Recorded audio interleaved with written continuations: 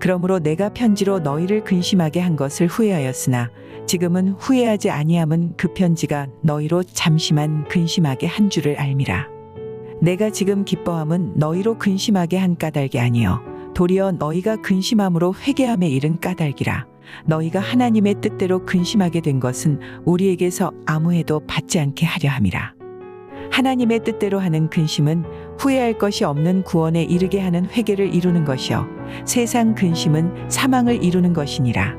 보라, 하나님의 뜻대로 하게 된 이 근심이 너희로 얼마나 간절하게 하며 얼마나 변증하게 하며 얼마나 분하게 하며 얼마나 두렵게 하며 얼마나 사모하게 하며 얼마나 열심 있게 하며 얼마나 벌하게 하였는가. 너희가 그 일에 대하여 일체 너희 자신의 깨끗함을 나타내었느니라. 그런즉 내가 너희에게 쓴 것은 그 불의를 행한 자를 위한 것도 아니요 그 불의를 당한 자를 위한 것도 아니요 오직 우리를 위한 너희의 간절함이 하나님 앞에서 너희에게 나타나게 하려 함이로라. 이로 말미암아 우리가 위로를 받았고 우리가 받은 위로 위에 디도의 기쁨으로 우리가 더욱 많이 기뻐함은 그의 마음이 너희 무리로 말미암아 안심함을 얻었음이라. 내가 그에게 너희를 위하여 자랑한 것이 있더라도 부끄럽지 아니하니 우리가 너희에게 이른 말이 다 참된 것 같이 디도 앞에서 우리가 자랑한 것도 참되게 되었도다. 그가 너희 모든 사람들이 두려움과 떨므로 자기를 영접하여 순종한 것을 생각하고 너희를 향하여 그의 심정이 더욱 깊었으니 내가 범사에 너희를 신뢰하게 된 것을 기뻐하노라. 7월 22일 수요일 새벽 말씀 큐티를 시작하도록 하겠습니다. 성경에서는 예수님께서는 하나님을 믿는 사람들에게 근심하지 말라라고 명령하셨습니다. 특별히 요한복음 14장 1절에는요. 너희는 마음에 근심하지 말라. 하나님을 믿으니 또 나를 믿으라 라고 말씀하시고 요한복음 14장 27절에는요. 너희는 마음에 근심하지도 말고 두려워하지도 말라 라고 명령하고 계십니다. 그렇습니다. 우리가 근심하지 않고 세상을 살아나가는 것은 예수 그리스도의 명령입니다. 그런데 오늘 본문 가운데에서는 특별한 표현이 한 가지 나오고 있습니다. 그것은 10절에 있는 말씀과 같이 하나님의 뜻대로 하는 근심입니다. 특별히 사도 바울은 고린도 교회 성도들에게 하나님의 뜻대로 하는 근심들을 잘 하였다고 칭찬하고 있습니다. 하나님의 뜻대로 하는 근심이라는 것이 도대체 무엇일까요? 우리의 근심의 대부분의 이유는 불안 그리고 하나님을 향한 불신앙 때문입니다. 우리의 인생과 삶을 하나님께서 책임져 나아가신다는 것을 믿지 못하고 앞날에 대한 불안함과 염려들이 우리의 마음에 가득 채워지게 될 때 우리는 근심하게 됩니다. 특별히 이 근심은 성경 가운데서 때로는 번역 가운데서 고통이라는 단어로 교차되어서 사용되고 있는 것을 볼 수 있습니다. 그렇습니다. 근심은 그저 고민하는 것이 아니라 고통하는 것입니다. 그 근심 때문에 우리의 마음이 아프고 우리의 생각이 아프고 우리의 몸이 아프게 되는 것입니다. 그래서 그와 같은 고통을 우리가 겪지 않기를 예수님께서는 원하고 계시는 것이었군요. 그런데 하나님의 뜻대로 하는 근심 그리고 고통이라는 것은 어디서부터 오는 것일까요? 오늘 사도 바울은 고린도 교인들에게 단호한 책망을 하였습니다. 하나님의 말씀과 뜻에 어긋난 삶과 그리고 하나님께서 원하시는 삶의 방식을 지키지 못한 채 세상의 사람들과 조금 더 차별됨 없이 살아가고 있는 고린도 교회 성도들, 특별히 분열되고 갈라져서 서로가 서로를 향해서 비난하고 싸우고 있는 그들의 모습을 향해서 사도 바울은 굉장히 단호하게 그리고 냉철하게 비판하고 지적하고 책망하고 있습니다. 그런데 사도 바울은 그와 같은 책망을 하고 난 뒤에 많이 고민했던 것 같습니다. 내가 너무한 것은 아닐까? 저들에게 너무 심한 말을 한 것은 아닐까라고 말이죠.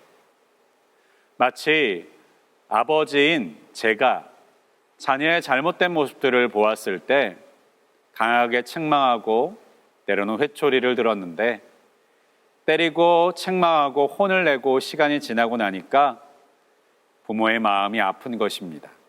내가 그렇게까지 했어야만 했을까? 그렇게까지 아프게 만들어야만 했어야만 했었을까? 때로는 스스로 고칠 수도 있지 않았을까? 내가 너무 성급했던 것은 아니었을까 하고 생겨나는 고민들이죠.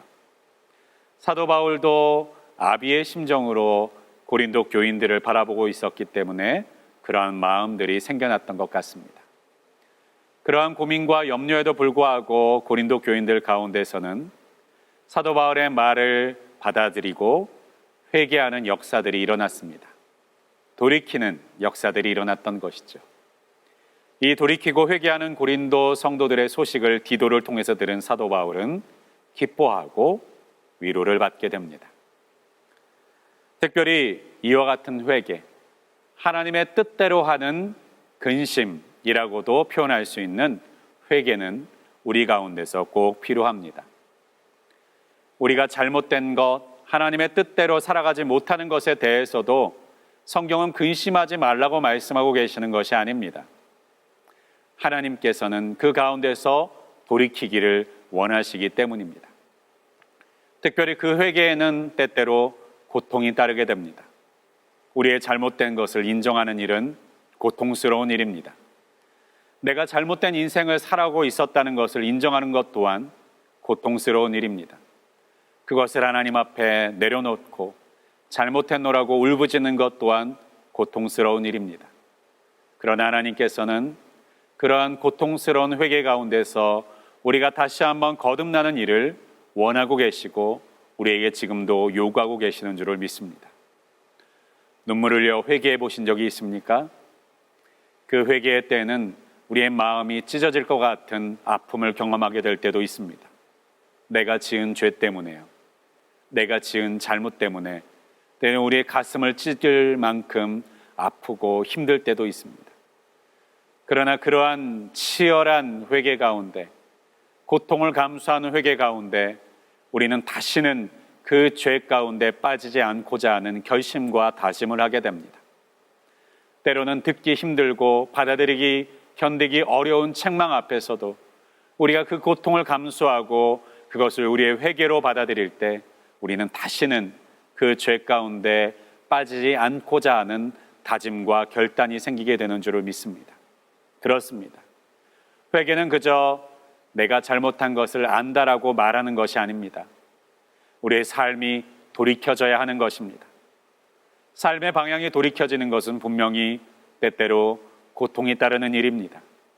우리 자신이 그 고통 때문에 근심하게 되는 일입니다. 그러나 하나님의 뜻대로 하는 근심, 하나님의 뜻대로 하는 고통이 우리 가운데 있어야만 우리가 거룩한 하나님의 사람으로, 하나님의 말씀에 합당하게 사는 하나님의 사람으로, 예수 그리스도를 본받은 하나님의 사람으로 살아내게 될 줄을 믿습니다. 오늘 우리 가운데 겪게 될 고통과 근심에도 불구하고 돌이켜야 할, 하나님 앞에서 고쳐져야 될 제목들이 있습니까?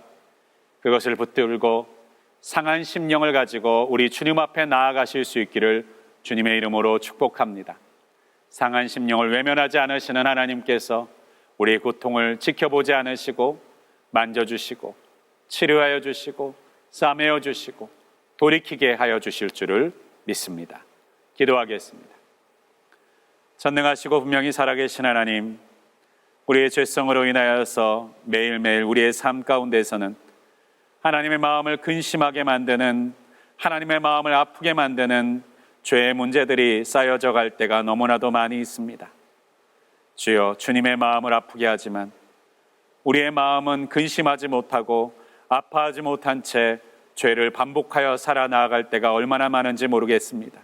주님, 이제 그 죄의 문제 앞에 우리의 마음에 하나님의 뜻대로 하는 근심이 있게 하시고 애통함이 있게 하여 주시옵소서. 돌이킬 수 있도록 도와주시고 그 돌이키는 상한 심령을 가지고 우리 주님 앞에 겸손하게 나아가 치유받는 역사와 은혜를 경험할 수 있게 하여 주시옵소서. 그래서 하나님이 기뻐하시는 거룩한 하나님의 삶으로 기뻐하시는 하나님의 백성의 삶으로 살아 나아갈 수 있는 은혜를 우리에게 부어 주시옵소서. 이 모든 말씀 우리 주 예수 그리스도의 이름으로 간절히 기도하였습니다. 아멘.